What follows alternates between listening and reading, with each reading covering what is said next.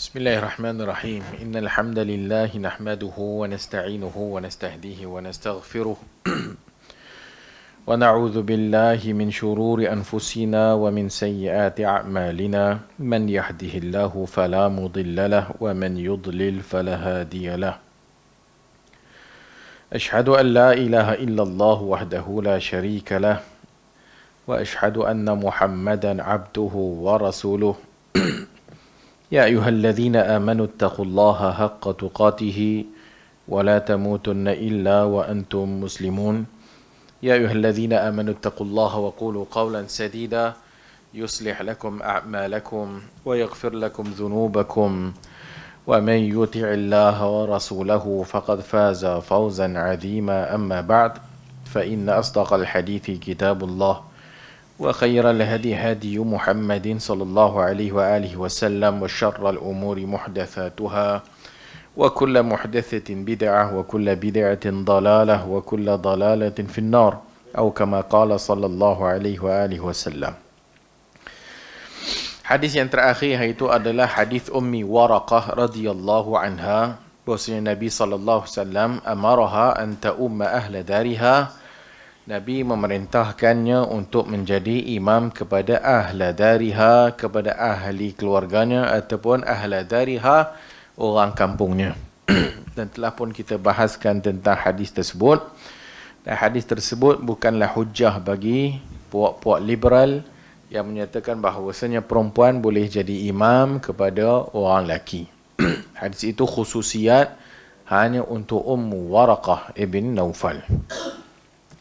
Berikutnya hadis yang ke-344, wa an Anas radhiyallahu anhu anna an-nabiy sallallahu alaihi wa alihi wasallam istakhlafa ibna ummi maktum ya ummun nasa wa huwa a'ma, rawahu Ahmad wa Abu Dawud wa nahwuhu li Ibn Hibban an Aisyah radhiyallahu anha. Daripada Anas radhiyallahu anhu bahwasanya Nabi sallallahu alaihi wa alihi wasallam istakhlafa ibna ummi maktum.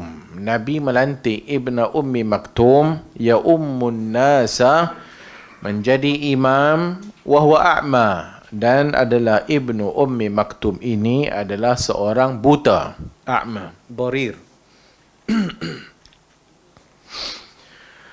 Abdullah ibnu ummi maktum seorang sahabi dharir, seorang sahabi buta, dinisbahkan kepada emaknya Ummu Maktum. Ummu Maktum maksudnya mak kepada si buta lah. Ummu Maktum. Mak dia ni Atikah. Atikah ibn Abdullah al-Makhzumiyah. Mak dia namanya Atikah. Abdullah ibn Ummi Maktum diperselisihkan oleh ulama tentang namanya. Sebahagian menyatakan namanya adalah Abdullah, sebagaimana kat sinilah. Di sini tu Ibnu Ummi Maktum. Ahlul Madinah panggil dia Abdullah. Disebut Ahlul Iraq panggil dia namanya Amr. Amr ibn Qais. Orang Madinah panggil Abdullah ibn Qais. Khilaf. Imam Malik meriwayatkan Abdullah lah, sebab dia orang Madinah. Abdullah ibn Ummi Maktum, Abdullah ibn Qais ataupun Amr ibn Qais. Hatta Al-Imam Ibn Hibban menyebutkan namanya Husain. Maka Nabi pun memanggil dia Abdullah, Abdullah ibn Ummi Maktum. Seorang yang turun padanya ayat kepada Nabi sallallahu alaihi wa alihi wasallam sebagai teguran daripada Allah Subhanahu wa taala. Abasa wa tawalla an ja'ahu al-a'ma. Abasa wa tawalla an ja'ahu al-a'ma. Sehinggalah berikutnya, apabila Abdullah ibn Ummi Maktum ni datang kepada Nabi sallallahu alaihi wa alihi wasallam, istadnini, dia nak dekat dengan Nabi atau suruh Nabi dekat dengan dia.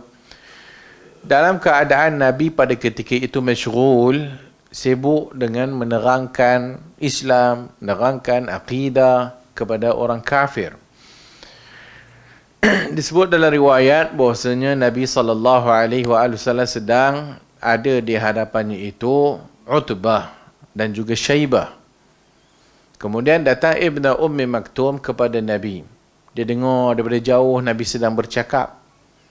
Dan dia pun datanglah. Kerana Abdullah Ibnu Ummi Maktum ni dia suka mengaji lah. Wahai Rasulullah, alimni, ajarkan kepadaku mimma 'allamakallah, apa yang Allah telah ajarkan kepadamu. Nabi SAW sebagai ijtihad daripada baginda, pada ketika itu kemungkinan Nabi rasa bahawasanya Abdullah Ibnu Ummi Maktum ni orang dekat, sahabat yang boleh berjumpa dengan Nabi setiap hari pun. Dan pada ketika Nabi bercakap dengan kufar, orang kafir Quraisy pada ketika itu, mungkin Nabi rasa bahawasanya itulah peluang dia nak menyampaikan dakwah. Datang Abdullah ibn Ummi Maktum, maka dia bertanya soalan dan Nabi tak jawab. Sehingga turun abasa wa tawalla. Dalam riwayat Nabi SAW, bila Abdullah ibn Ummi Maktum ni, dia nampak, dia kata, ahlan, selamat datang kepada rajulun au amman atabani fihi rabbi, yang mana orang yang telah menyebabkan Allah menegur aku. Abdullah ibn Ummi Maktum ni awal Islamnya. Masuk awal Islamnya. Dan antara yang awal berhijrah ke Madinah. Dikatakan bahawasanya awal-awal yang datang ke Madinah Mus'ab ibn Umair. Kemudian lepas daripada itu datang Ibnu Ummi Maktum. Abdullah ibn Ummi Maktum, maka dia ni alim. Seorang yang alim, seorang yang, ialah, orang buta, duduk sekali selalu dengan Nabi, berbelajar daripada Nabi, maka dia jadi orang alim. Abdullah bin Ummi Maktum selalu dengar kat Nabi ni, dan dia antara orang awal yang juga sampai ke Madinah dan mengajarkan Al-Quran. Mengajar Al-Quran kepada orang Madinah. Abdullah ibn Ummi Maktum radhiyallahu anhu.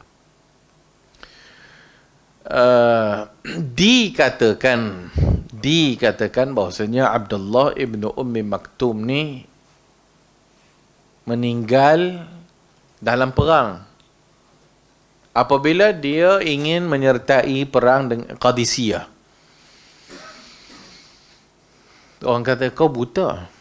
Dia kata, tak apalah, dia nak ikut juga, boleh aku bagi fatwa, aku jadi imam.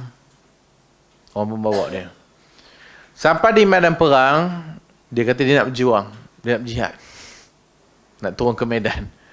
Orang kata, engkau buta wahai Abdullah ibn Ummi Maktum. Dia kata, tidakkah dalam peperangan ada orang pegang rayah, pegang bendera? Ya, orang pegang bendera ni maksudnya dia pegang di tengah-tengah ataupun di belah belakang lah, pegang bendera tentera Islam lah. Maka dia pegang bendera, orang bagi dia pegang bendera lah. Kemudian dia pacak, alaihissalam, dia pacak bendera tu, dia pegang dan dia duduk. Sehingga ustushhida, sehingga dikatakan syahidlah dalam perang Qadisiyah.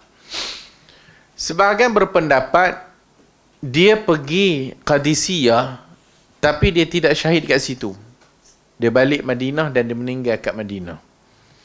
Sebahagian berpendapat Abdullah ibn Ummi Maktum tak join pun Qadisiyah. Dan setelah zaman Umar ibn Al-Khattab radhiyallahu an, tak dengar lagi berita dia. Setelah pada zaman Umar, maka setelah daripada itu orang tak dengar dah berita daripada Abdullah ibn Ummi Maktum. Jadi kematiannya wallahu a'lam. Adakah seperti yang diceritakan dia syahid dalam perang Qadisiyah, ataupun dia meninggal di Madinah, dia join Qadisiyah tapi dia balik ke Madinah, dia hidup lagi. Dan sebahagian kata sehingga dia tidak join pun Qadisiyah. Wallahu a'lamu bis-shawab. Jadi itu Abdullah ibn Ummi Maktum, sahabiyun jalil.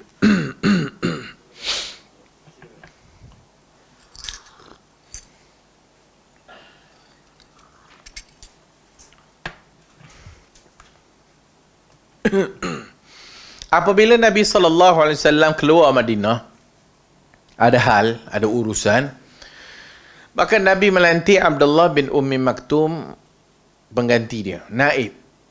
Ganti jadi imam, ganti urusan orang muslimin, nak fatwa ke tak fatwa ke, maka Abdullah ibn Ummi Maktum. Sebahagian kata 2 kali Nabi keluar dan lantik dia, sebahagian kata sehingga 13 kali Nabi lantik dia.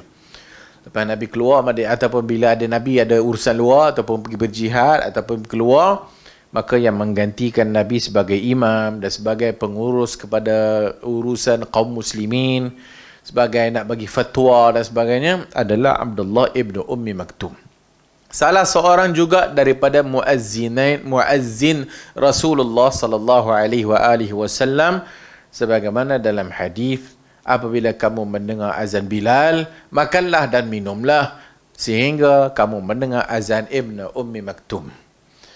Ibn Ummi Maktum azan. Ibn Ummi Maktum jadi imam dalam keadaan dia buta. So ini sahabat Abdullah ibn Ummi Maktum ataupun Amr ibn Qais. Itu khilaf di kalangan para ulama, dan nama Abdullah ibn Ummi Maktum. Jadi hadis ini sahih, diriwayatkan oleh Abu Dawud Al-Baihaqi dengan sanad yang hasan.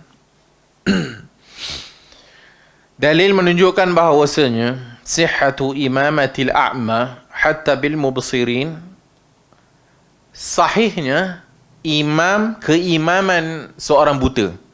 Seorang buta boleh menjadi imam, dan sahih. Hatta sehingga dia menjadi imam kepada orang yang celik atau orang yang tak buta. Dan didahulukan dia madama annahu a'lamul hadirin bil Qur'an was sunnah.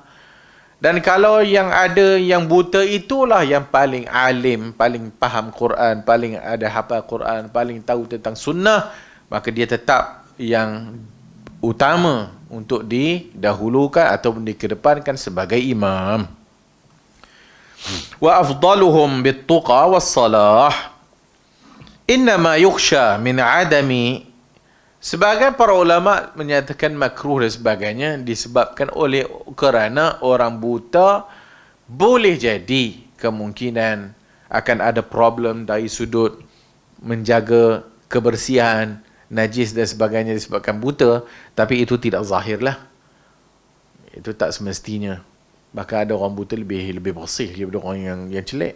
Orang celik pun kadang-kadang kencing tak basuh. Qaddama an-nabiy sallallahu alaihi wasallam ibn Ummi Maktum lil imamati, dan Nabi mendahulukan ataupun mengkedepankan Ibn Ummi Maktum untuk jawatan imam ataupun sebagai imam kepada kaum muslimin ketika mana ketiadaan Rasulullah sallallahu alaihi wasallam. Antara sebabnya kerana Abdullah ibn Ummi Maktum antara yang awal masuk Islam. Dia antara yang awal masuk Islam, dan dia di kalangan orang-orang yang muhajirin al-awwalin, orang-orang yang awal berhijrah, sebagaimana hadis yang telah lalu.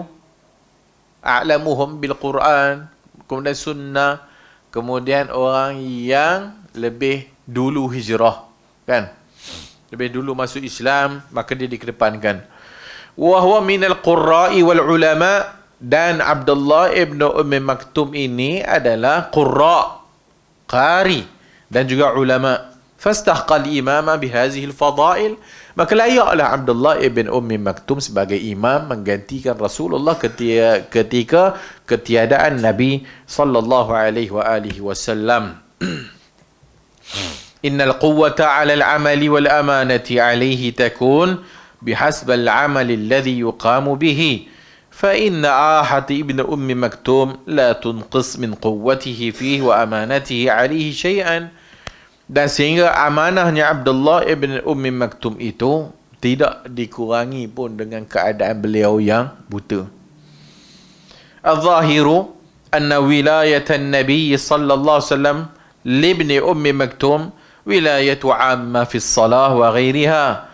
Falahu an yufti wa lahu an yaqdiya bayna an-nas wa yudiru ahwal muqimin fil Madinah, wa bihadha tasih wilayat al-a'ma 'ala al-qada'i wal-futya wa ghairi zalika. Secara zahir hadis menunjukkan bahawasanya lantikan Nabi SAW kepada Ibnu Ummi Maktum adalah wilayah ammah, wilayah umum, iaitu di dalam salat ataupun di dalam mengepalai salat wa ghairiha, maksudnya umum. Salat pun boleh, dari sudut nak berfatwa, dari sudut jadi qadi, yuqdi bainan nas, ada isu antara dua orang dan sebagainya, ataupun jadi hakim. Hakim buta, boleh ke tak boleh? Boleh. Mufti buta, boleh ke tak boleh? Boleh. Wa yudiru ahwal muqimin fil Madinah, menguruskan hal keadaan orang-orang di Madinah yang tinggal ataupun yang ditinggalkan ketika mana? Ketiadaan Nabi. Maka sahih wilayatul a'ma, sahih wilayah orang buta ni alal qada'i, sama ada qada ni maksudnya kehakiman ataupun fatwa dan juga yang lain-lainnya. Seorang buta boleh jadi pemimpin. Innal maqamat ad-diniyah wal qiyadat al-islamiyah la tunalu illa bihadhihi al-mu'ahhilat min al-ilm an-nafi' wal istiqamati wat taqwa.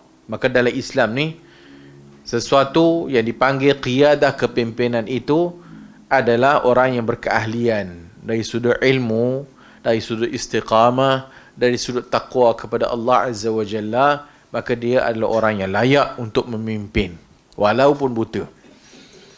Hadhihi al-mizah al-'azimah was-siqatu al-kabiratu minan nabi, maka ini adalah al-mizah, mizah keistimewaan yang besar dan juga kepercayaan yang besar dari Nabi kepada sahabi ini, dan tu'tabar min manaqibi al-kibar, dan juga dikira bahasanya manaqib ni maksudnya keadaan, mansab, kedudukan Ibnu Ummi Maktum yang besar ni. Fahiya siqatun mu'ayyidatun bil ismatin nabawiyah, dan dia adalah seorang yang siqah. Fahiya kasyahadatin nabawiyah ala salahihi, dan juga dengan Nabi melantik beliau untuk mengepalai imam ataupun untuk mengurus urusan orang-orang beriman ataupun urusan orang Madinah, rakyat, ketika mana Nabi tak ada, menunjukkan bahawasanya itu adalah suatu pengiktirafan Nabi kepada Abdullah ibnu Ummi Maktum radhiyallahu anhu.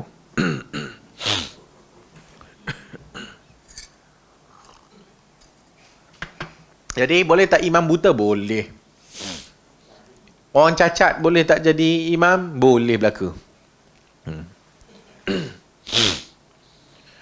Berikutnya, wa an ibni Umar radhiyallahu anhuma qala Rasulullah sallallahu alaihi wa alihi wasallam sallu ala man qala la ilaha illallah wa sallu khalfa man qala la ilaha illallah, rawahu ad-Daraqutni bi isnadin dha'if. Dari Ibnu Umar radhiyallahu anhuma, katanya kata Rasulullah sallallahu alaihi wasallam, sallu ala man qala, salatlah kamu di atas orang yang mengucap la ilaha illallah. Maksudnya mayat lah. Kalau mayat mengucap la ilaha illallah, salatlah ke atas dia. Maksudnya orang mati Islam lah, salat atasnya. Wa sallu khalfa man qala la ilaha illallah, dan salatlah kamu semua di belakang orang yang mengucap la ilaha illallah. Hadis dhaif, rawahu ad-Daraqutni. Hadis ini diriwayatkan oleh Daraqutni dengan sanad yang dhaif, juga didhaifkan oleh Syekh Al-Albani rahimahullahu ta'ala an. Secara kesimpulannya, maknanya disokong dengan ayat Quran yang lain lah, dan juga hadis-hadis yang lain, iaitu kita apabila adanya orang Islam yang mengucap la ilaha illallah mati, maka salat atasnya.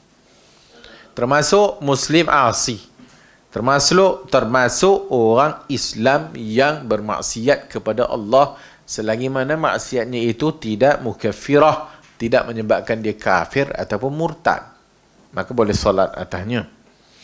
Tinggal lagi, kalau dia itu asi ataupun fajir, orang yang teruk panggilnya, maka ulama tidak solat atasnya. Yang solat orang lain sebagai taubihan, sebagai suatu pengajaran untuk orang lain lah. Tapi kalau sekiranya menimbulkan fitnah yang lebih besar, maka salatlah atas jenazahnya. Solat di belakang orang yang mengucap la ilaha illallah, sesiapa saja. Kita tak disuruh ataupun tidaklah disyaratkan untuk menjadi makmum kepada seorang imam ni kita mengetahui i'tiqad imam. Dia Asy'ariyah kah? Dia Maturidiyah kah? Dia Islam, boleh jadi imam. Kita pun datang masjid, tak payah cek. Ini imam siapa yang akidah dia Asy'ariyah ke Maturidi ke akidah Salafi? Tak payah. Bukan syarat untuk mengikuti seorang imam kita tahu dia punya i'tiqad bagaimana. Secara zahir sahaja. Kita hukum zahir. Nampaknya zahirnya Muslim, Muslim lah. Ikut saja. So ini yang diajar kepada kita. وعن علي بن أبي طالب رضي الله عنه قال قال رسول الله صلى الله عليه وآله وسلم إذا أتى أحدكم الصلاة والإمام على حال فليصنع كما يصنع الإمام رواه الترمذي بإسناد ضعيف. Daripada Ali ibn Abi Talib radhiyallahu anhu qala qala Rasulullah sallallahu alaihi wa alihi wasallam, apabila ata ahadukumus salah, apabila salah seorang kamu datang untuk salat, wal imamu ala halin, dan imam dalam certain keadaan, sujud ke, rukuk ke dan sebagainya, falyasna' kama yasna'ul imam, maka lakukan sebagaimana yang dilakukan oleh imam. Rawahu Tirmizi bi isnadin dhaif, diriwayatkan oleh al-Imam At-Tirmizi dengan sanad yang dhaif. Al-Hafiz Ibn Hajar dalam Talkhis juga mengisyaratkan kedhaifan riwayat ni. Kedhaifan riwayat ini kerana adanya di dalamnya itu Ibnu Abi Layla. Ibnu Abi Layla an Mu'adh. Ibnu Abi Layla meriwayatkan daripada Mu'adh, sedang Ibnu Abi Layla tidak mendengar daripada Mu'adh. Hadis fihi inqita'. Hadis ini terputus. Hadis padanya terputus. Tetapi Ibnu Abi Layla, Abdurrahman Ibnu Abi Layla ni juga bukan hanya meriwayatkan daripada Mu'az. Dia juga meriwayatkan daripada orang lain juga. Dan dia mendengar. Maka dengan sebab itu, sebahagian para ulama yang lain menghukumkan hadis ini sahih. Syekh Ahmad Syakir dalam ta'liq kepada ta'liq dia kepada At-Tirmizi, Sunan At-Tirmizi, Jami' At-Tirmizi, maka menghukumkan hadis ini sahih. Syekh Al-Albani rahimahullah menghukumkan hadis ini sahih. الحديث يدل على استحباب الدخول مع الإمام في صلاته في الحال التي يجده اللاحق عليها مطلقا سواء كانت قياما أو ركوعا أو سجودا أو غيرها. Jadi apa yang boleh kita ambil daripada hadis ni? Hadis ni bagi tahu kepada kita istihbab, suatu anjuran apabila kita masuk dalam masjid, orang sedang salat atau imam sedang salat, maka kita masuk dan kita ikut macam mana yang dilakukan oleh imam. Sama ada imam itu rukuk, masuk Allahu Akbar, dan kita pun rukuk. Imam sujud, kita pun masuk Allahu Akbar dan takbir Allahu Akbar untuk sujud. Ikut imam. Iaitu idza ata ahadukumus salah wal imamu ala halin. Imam berdiri, masuk kita berdiri. Imam rukuk, masuk kita rukuk. Imam i'tidal, masuk kita i'tidal. Imam duduk tahiyat akhir, kita duduk tahiyat akhir. Imam duduk tahiyat awal, duduk tahiyat awal. Itu maksud dia. Fa in adrakahu qa'iman aw raki'an i'tadda bitilka ar-rak'ah.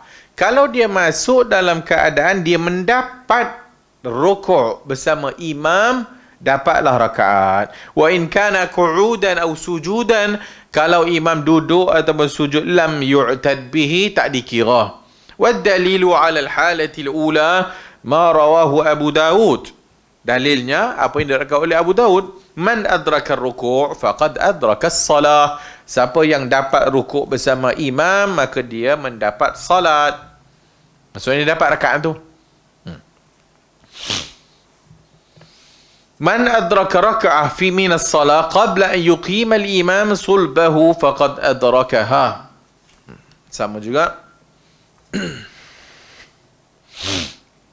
Dan juga hadis yang kedua, idza ji'ta wa nahnu sujud fala ta'tadduha syai'an. Apabila seorang masuk imam sedang dalam keadaan sujud, maka tak dikiralah. Maka dia kena tambah satu. Dia kena tambah satu. Hadis ini sahih juga diriwayatkan daripada sahabat-sahabat yang lain seperti Muaz ibn Jabal dan sebagainya. Asalnya dulu, waktu awal-awal, zaman masuk Islam awal atau waktu awal, bila masuk masjid, Nabi tengah solat ataupun orang sedang solat, masuk masjid, dia bertanya hak makmum, hak yang belakang sekali lah. Dah rakaat ke berapa dah? Tanya. Ataupun dah tertinggal berapa rakaat ni? Maka dia bagi syarat. Satu. Atau bagi syarat dua. Maka sahabat yang masuk, bila ditanya, maka dibagi syarat sama ada satu rakaat tertinggal ataupun dua. Maka mereka akan salat dulu, kat luar dulu. Maksudnya tak masuk jemaah lagi. Salat rakaat yang dia tertinggal. Kalau dia tertinggal satu rakaat, satulah. Kalau dia tertinggal dua rakaat, maka dia dua lah. Lepas habis dia dua tu baru dia join. Baru dia masuk.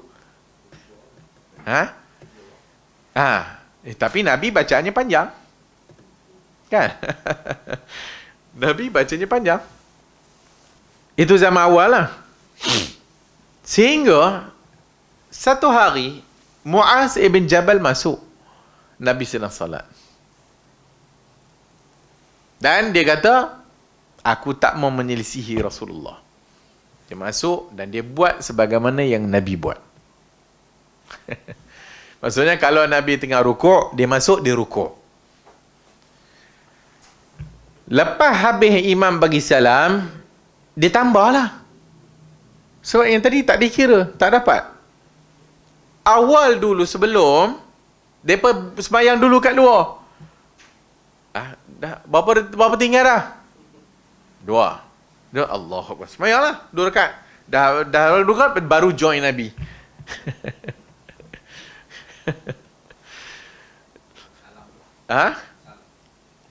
Mungkin.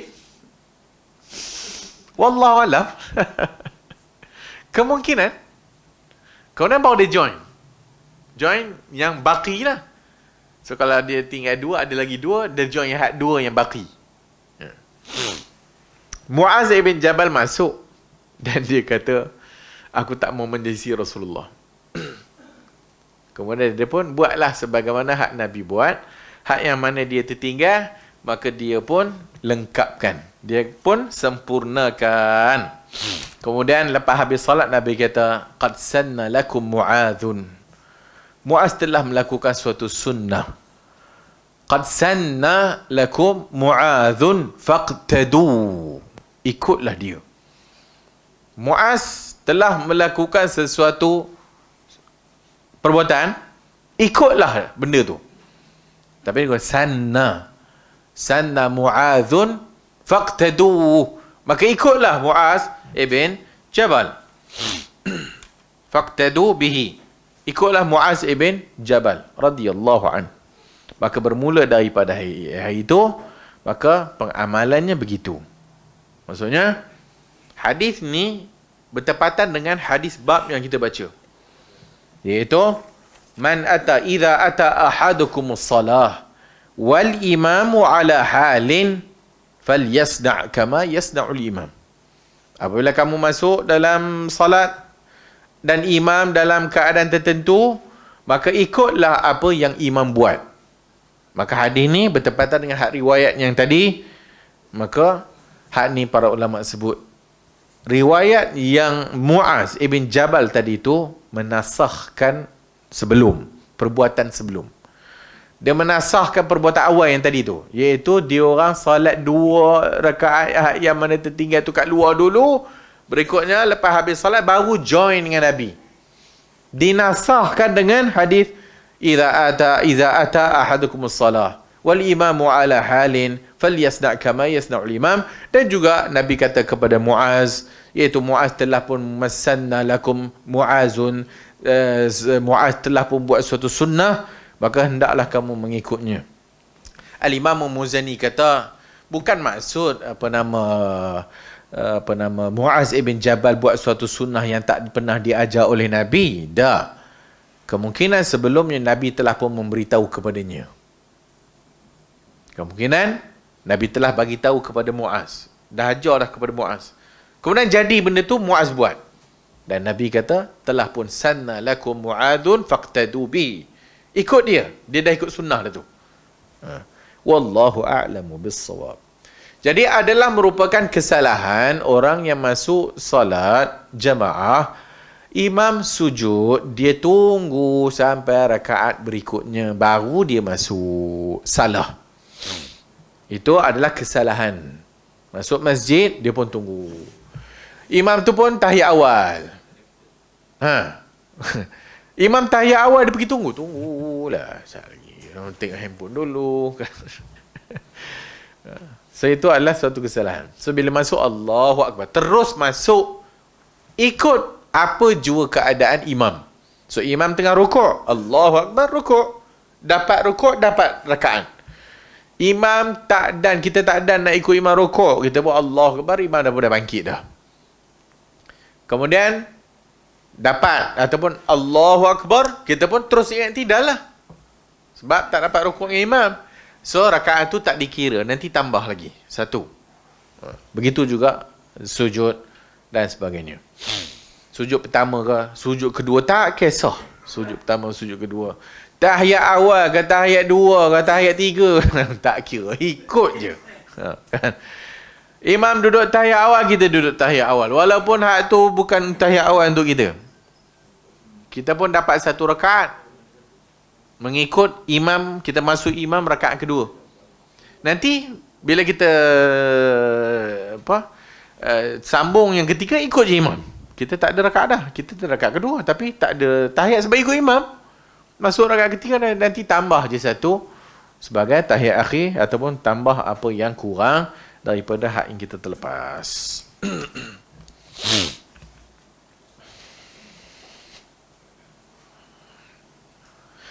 الداخل مع الإمام في حال القعود أو في حال القعود والسجود وإن لم يدرك الركعة فقد أدرك فضيلة هذا العمل الذي يعتبر عبادة في نفسه وأدرك متابعة الإمام وأدرك فضيلة المبادرة من حين دخول المسجد. Orang yang masuk bersama dengan imam dalam keadaan qu'ud, duduk, wasujud, sujud, walaupun dia tak dapat kira rakaat itu untuk dia, tetapi dia mendapat kelebihan fadilah al-amal dengan benda ni. Dia dapat kelebihan ikut sunnah. Kenapa buat? Sebab sunnah. Dan Nabi buat, sahabat buat, Nabi ikrarkan, dan Nabi suruh buat. Maka walaupun tak dapat rakaat, dapat fadilat sunnah Nabi tu. Alladhi yu'tabaru ibadatan fi nafsihi. Itu dikira ibadat lah. Dengan kita buat demikian, itu ibadat. Tak ibadat namanya. Ikut Nabi. Ikut sunnah. Wa adraka. Dan dia mendapat mutaba'atul imam. Dapat pahala ataupun ganjaran mengikut imam. Adraka fadilatul mubadarah. Dapat juga fadilat kelebihan bersegera. Bila masuk masjid, segera. Salat. Bukan duduk bersembang, duduk tunggu. ذكر العلماء أحكاما للداخل مع الإمام على أي حال وجده فيها وهي إن كان في حال السجود أو القعود فإنه يكتفي بتكبيرة الإحرام وينحت معه بلا تكبير ولا يسن له الاستفتاح بل يبادر إلى اللحاق بالإمام على الحال التي هو عليها.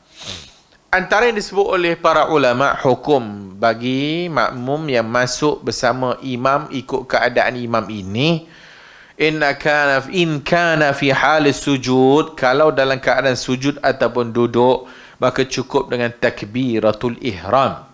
Allahu akbar, takbiratul ihram. Berikutnya tak payah takbir pun tak apa, dia terus ikut imam duduk tu ataupun sujud. Wa yanhatu ma'ahu bila takbir, tanpa takbir.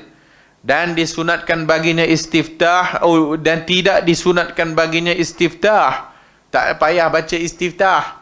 Allahu akbar, imam tengah sujud, ya Allahu akbar kabira walham, tak payah. Allahu akbar terus sujud sama dengan imam.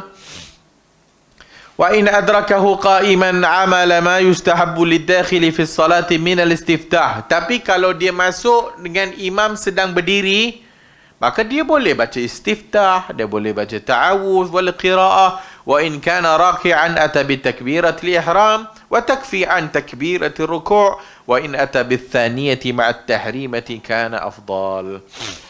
So itu kalau dia masuk berdirilah. Masuk berdiri, so dia boleh baca iftitah, dia boleh baca ta'awuz, dia boleh baca Fatihah. Bagi yang kata kena baca Fatihah lah, kalau dia ambil pandangan yang imam baca, maka dia tak payah baca Allahu akbar takbiratul ihram, dengar bacaan imam. Habis. Ada apa nak tanya?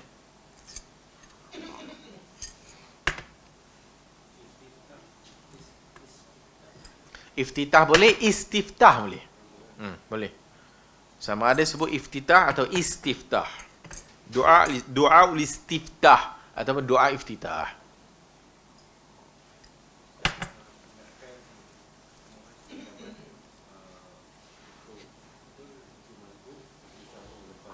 Aha. Macam disebut tadi. Apa maksud Nabi kata qad sanna lakum mu'adzun? Apa maksud Mu'az sanna tu? Adakah Mu'az buat tanpa, maksudnya ijtihad daripada dia? Atau apabila disebut sunnah dan Nabi gunakan perkataan tu, dan Nabi suruh ikut benda tu, maka sebahagian para ulama sebut kemungkinan sunnah itu telah pun diberitahu kepada dia dan dia telah tahu benda tu.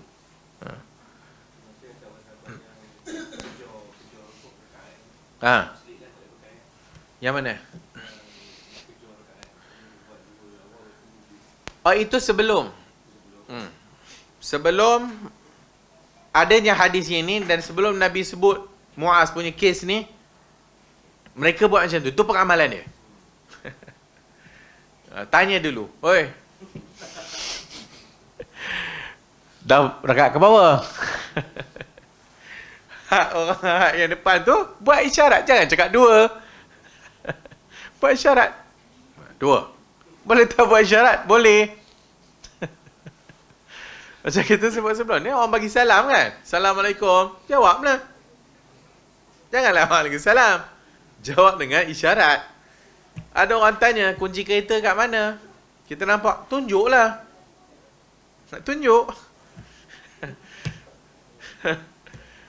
Boleh. Dia tak membatalkan solat. So, Mu'az buat, kemungkinan telah pun tahu itu cara yang sepatutnya. Maka dengan ada riwayat tersebut, maka para ulama sebut dia nasakh kepada hak yang amalan sebelum.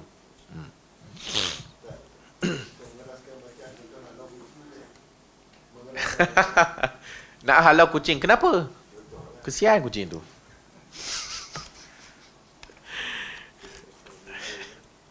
Rasanya tak ada keperluan kot. Ha? Allahu Akbar.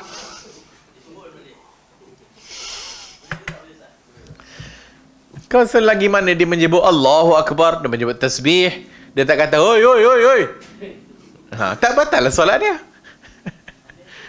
Kalau dia kata turun turun turun, batal lah. Wallahu a'lam. Nabi biar, Nabi tak halang. Tapi tengok keadaan kan. Kan boleh berjalan? Boleh jalan tak? Kita nampak dah anak kita tu buat something yang bahaya tu, jalanlah ke depan, angkat dia. Tak apa, semayang. Kau tak je Wahabi, tak cerdik.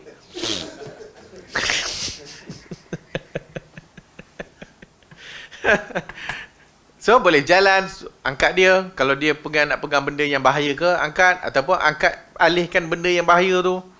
Kau nak kita solat lah. Boleh belaka.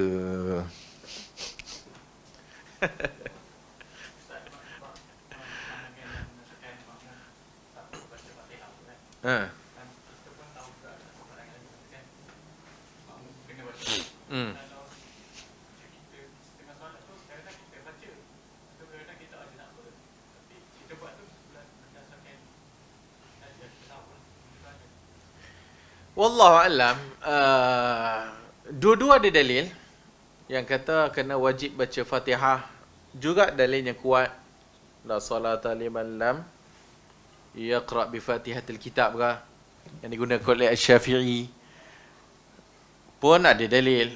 Kalau dia diam atas dasar imam membaca pun ada dalil. Bahkan dalam satu solat itu pun, pada rakaat pertama, kedua kita tak baca, rakaat ketiga dan empat pun kita baca. So dia, wallahu alam, benda ni luas. Al-amru fihi wasi'. Mana-mana pun okey. Wallahu a'lamu bis-shawab. Nanti kita sambung salatul musafir. Bab salat musafir.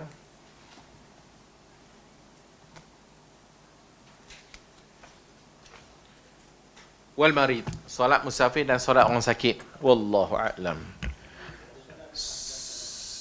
Nak tutup dah. Subhanakallahumma wa bihamdika asyhadu an la ilaha illa anta astaghfiruka wa atubu ilaik.